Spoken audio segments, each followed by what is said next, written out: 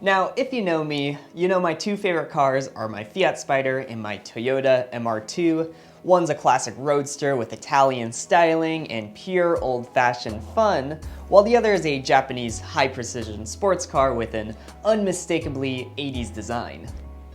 But what if I told you there was a car that was the perfect crossover between these two drastically different icons? Well, that's pretty much the Fiat X19. Now, I've always known about these things and always knew I would love it, but the thing is, these are pretty rare these days, so I haven't actually had a chance to get up close and drive one until now. And now that we finally own one, I can definitely say this is up there in my top list of favorite cars. But let's do a bit of a dive into exactly how the X19 captures the best of both worlds. First, let's actually evaluate that name, because it's not only different than the rest of Fiat's three-digit naming scheme from the time, like 124 and 128, but also the name is pretty different than most other car names out there. I can't think of any others that look like they're a mathematical formula. So pretty much the name is directly taken from the car's prototype codename, so it's split into two parts. X1 represents a passenger vehicle, as opposed to X0 being engines and X2 being commercial vehicles. Then 9 simply represents the ninth vehicle to use the code system. So though X19 sounds cool, it literally just means ninth passenger vehicle. But despite such simple roots of the name, the car is anything but. After you take in the unique and beautiful shape of the car, you notice its defining feature. The X19 is mid-engine. The engine isn't in the front like most cars, and it's not in the far back like the rear-engine cars of Porsche and previous Fiats. It's in between both axles and where the back seats otherwise would go. This is a layout often only seen on high-end sports and race cars, since it gives the best weight balance, putting the center of gravity closer to the center and allowing higher cornering potential versus having the engine on one end of the car and weighing that side down. Basically, the handling is gonna just be a lot more fun in one of these versus your normal car. Now, obviously, though putting the engine in the middle is something you do on really high-end performance cars, I do want to clarify that this is not some crazy rocket of a sports car. It's only got a tiny 1.3 liter engine putting out 60 to 70 horsepower, plus its single overhead cam and carbureted. I know most of y'all are probably laughing because I don't even think you can buy a car with that little power today in the US. Like these days, you could probably get a lawnmower with more horsepower than this, but you gotta realize this was the early 70s, times were different, you didn't need 300 horsepower to have fun. Though it's considered underpowered, the X19 compensates by weighing just under 2,000 pounds, has independent McPherson struts, and disc brakes all around, so those combined with the mid-engine layout is definitely a recipe for fun on some windy roads. The engine and transmission are also actually the same ones used in the Fiat 128, which is a front-engine, front-wheel drive car. They simply took the same setup and shifted it to the back instead. Now, later X19s actually did come with a 1.5 liter, and fuel injection even got introduced a bit after as well, both boosting power just a bit, plus the 1.5 liter version had a newer 5-speed transmission versus the 4-speed here. So yeah, it's not putting out hundreds of horsepower, or even 100 horsepower for that matter, but the Fiat is all about bringing a pure and fun mid-engine sports car at an affordable price, and that's something that actually kind of became a trend following this car. Technically, Porsche and Volkswagen were the first big ones to it with their 914 in 1969, while the Fiat came in 1972 and ran through the 80s. But in the 80s, Pontiac of all brands made their mid-engine Fiero, and Toyota had their MR2, which specifically looks pretty darn similar to the X19 but chunkier. I mean seriously, it looks like they just took a photo of the X19 and had a Japanese robot anime artist redraw it. But seriously, what a time to be alive that you could go out and buy not one, but 3 completely different, relatively affordable mid-engine sports cars. I mean, today you can barely find 3 affordable cars that come with a manual transmission and a rear-wheel drive. Heck, the cheapest car that you can buy right now that is mid-engine is a C8 Corvette, and that is not cheap. And while the Fiero focused on raw power and torque, the MR2 performance and reliability, the Fiat X19 was the original and focused on affordability, simplicity, and style. And really that's the same story with most Fiat sports cars out there. They are simple, stylish, and fun. And also, like many Fiats, the X19's main disadvantages are its low power and terrible Italian reliability. But hey, though the thing may break down all the time, you gotta admit, when it leaves you stranded on the side of the road, it does at least look pretty darn good. I mean, I don't know what they're doing over there in Italy, but you got Da Vinci, Michelangelo, and this car's designer, Marcello Gandini, as some of the finest Italian artists of all time. Gandini is the same one who did the Lamborghini Miura and Lancia Stratos. Now, I'm not saying this is a Stratos here, as those make 3 times the power, but you can definitely see the family resemblance. So the Fiat wears a little Bertone badge, which is the same company who designed and built these bodies along with the others I mentioned. And really the car is just striking to look at. It's so classic and so futuristic at the same time, especially for being made in 1972. Now, I'll admit the late 70s bumpers are a bit of an eyesore for such a sleek body, but they aren't the worst I've seen and are removable. What I love about this and many other classic Italian designs are that they just pop, but don't actually have a lot of super flashy things to them. They just have such simple lines and shapes, but executed perfectly, and that's really the difference. The key design notes that really stand out to me are the sharp pointed front end, the indented stripe that runs along the side and ends in the air vents, and the very sharp C-pillar shape leading into the notchback. I also love the way the C-pillar and window jut in. It's a subtle extra angle, but really adds a lot to the shape, especially since the door has such an angle to it too. The car also has very little pop-up headlights, which admittedly look pretty derpy on this car if I'm being honest, but when they're down, they do give the front end the sharpness it needs. The X19 just looks so cool and also very Italian, especially when you compare it to the MR2, which has the same idea but looks distinctly Japanese, and the Fiero, which looks American. It's just very small, sleek, and no part is more chunky than it needs to be.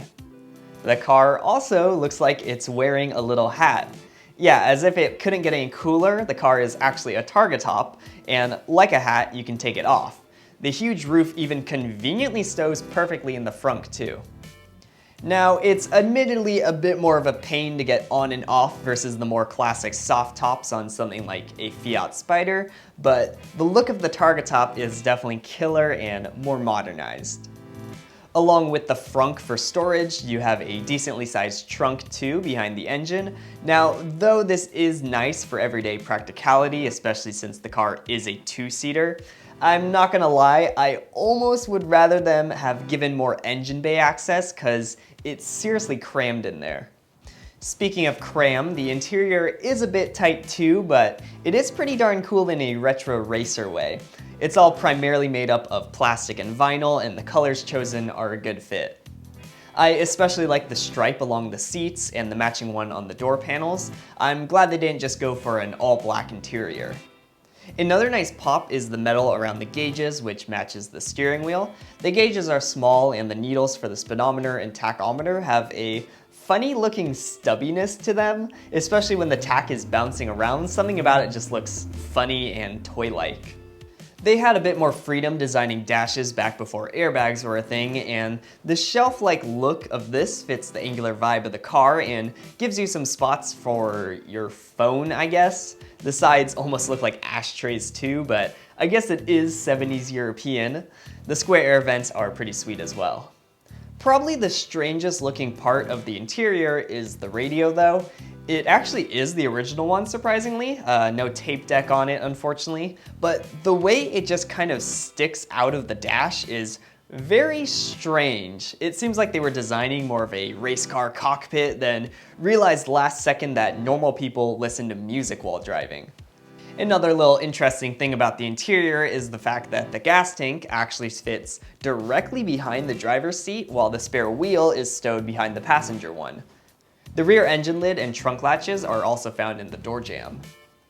Overall, the car looks great. I really have no complaints about it. It's very stylish for a sports car and definitely a trendsetter for the time it came out in 1972. Even through the 80s when they were still making them, it did start to look a bit dated compared to its competition like the MR2, but still had a nice classiness to it. Our X19 is mostly stock with just a few modifications done to it by the previous owners over its long life. The ones I've noticed are the cut open engine lid, presumably for better airflow, and the cut up rear grille for the aftermarket exhaust to stick out of. Pretty janky, but I will say the exhaust does sound pretty darn good at least. Also, the side mirrors have been replaced with these ugly and bulgy ones, I'm assuming for better visibility. Other than that, we have the usual 70s rust at various parts of the body. Mostly it's pretty alright, but the front end is by far the worst. You can tell some work has been hastily done on it and the paint hasn't even been correctly matched. As far as future work on this car goes, that is probably the major thing to take care of first. Now, other than the styling, if there's one thing old Italian cars get right, it's the driving, and man, is this thing an experience. Right off the bat, it smells like an old Italian car. Hot burning oil. You either love it or you hate it, but man, do these Fiats sure share that scent. Another initial thing you notice too is the fact that this shifter is incredibly tight. Like, this cannot be how they normally come stock. It feels nice to click into place, but it does take some force to move around. Once you get moving, you also notice how wimpy that little engine actually is. Despite this though, the thing revs up to 7K, and this high rev range isn't like most other cars where, you hang out in the lower 3K range for normal cruising and driving, then rev it out for when you want to have fun. No, this car begs you to get up those numbers. Like, if you aren't hitting at least 5,000, then you aren't going anywhere. It's just so underpowered that you have to hit that high end in order to make usable power, and the engine not only feels like it can take it, but it needs it. There's also no fancy variable valve timing, so it's just a smooth ride from low to high. Handling-wise, the car isn't anything crazy by today's standards, but compared to many other 70s cars I've driven, the mid-engine layout and small size really helps the car feel better than others from the era. It corners nicely tight with little understeer, but still stays under control. It's funny too, because though you're coming close to the red line on a regular basis, the car is still very slow in reality, but that doesn't mean it isn't fun. The X19 is pretty much a cross between a go-kart and rally car. Like, really, it does not feel like a normal car in any way. If you take this thing on some back roads, it genuinely feels like you took a time machine to the 70s and are in some rally race. And especially with that crazy exhaust the last owner installed, just listen to this thing pop and bang as I drive.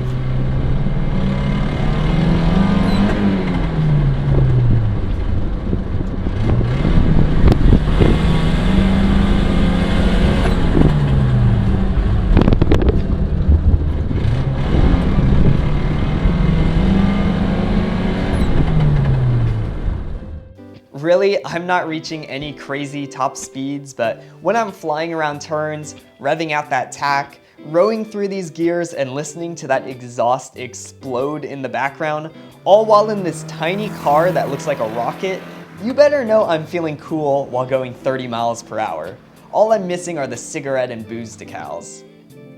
Now, I will admit, for fun-spirited driving, the car does great, but if you're actually trying to drive this just for everyday stuff, it's not the most comfortable or heck even practical option.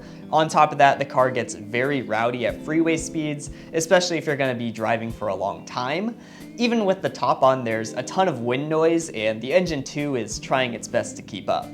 But hey, if you got a two-seater mid-engine car, would you rather it be a smooth luxury commuter or a little rally toy that makes any 35 mile per hour zone feel like a race?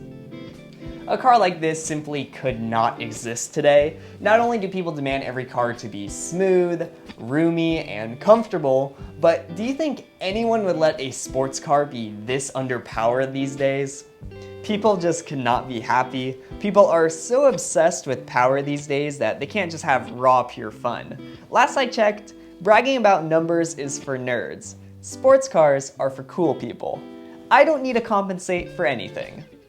With all they got right in the Fiat X19, there of course had to be some places they had to cut back in. I mean, you can't make a mid-engine Italian sports car affordable without compromising in some places.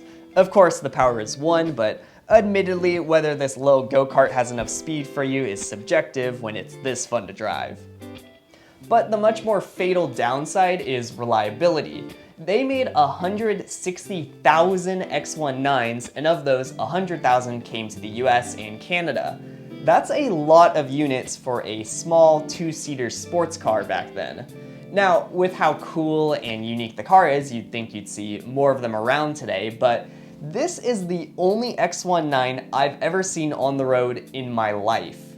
Cause unfortunately, according to Wikipedia, only a bit over 1,000 X19s were registered in the US in 2018, so the future of these cars is not looking great. In Canada, that number is just 100, and as of 2020, the UK had 300. Well, from what I can tell, between the rust issues and the terrible reliability, many of these things have just become lost to time. I mean, Fiats are already known to be an unreliable brand to begin with. I mean, fix it again, Tony, right? But you got cars like the Fiat Spider, which had a very similar production count that took place at nearly the same time as the X19, and you still see Fiat Spiders on the road every now and then. They're not as common as some 70s cars, but I still see them around pretty often, especially compared to literally no X19s. It's debatable whether the Fiat Spider is a more reliable car or not, but if I were to guess, it probably boils down to the fact that it definitely is a lot easier to work on and thus has been able to survive over the decades. Why? Well, its engine bay is plenty accessible with tons of space to work. The X19, on the other hand, has its engine in the back, where it's crammed and you gotta lean over the car to do anything. Seriously, working on my MR2, I can tell you, these cars give you the worst back pain when you mess around the engine bay. I'm in my early 20s and I can barely stand by the time I'm done changing my spark plugs. And with that, this once fairly common car is now a rarity, unfortunately. I'm not gonna say they are the greatest cars in the world and need to be all preserved in a museum, but still, they deserve to exist on the road rather than rot away in junkyards, with most people these days not even knowing they existed compared to the more popular Fiero and MR2. And though I can't speak for the Fiero, the MR2 is better in pretty much every way. It's more reliable, faster, smoother, and roomier, and you'd find the same with most cars you compare to the X19, but classic cars like the X19 are really meant to transcend all of that and just be good old raw and classic fun. At least until you have to fix something.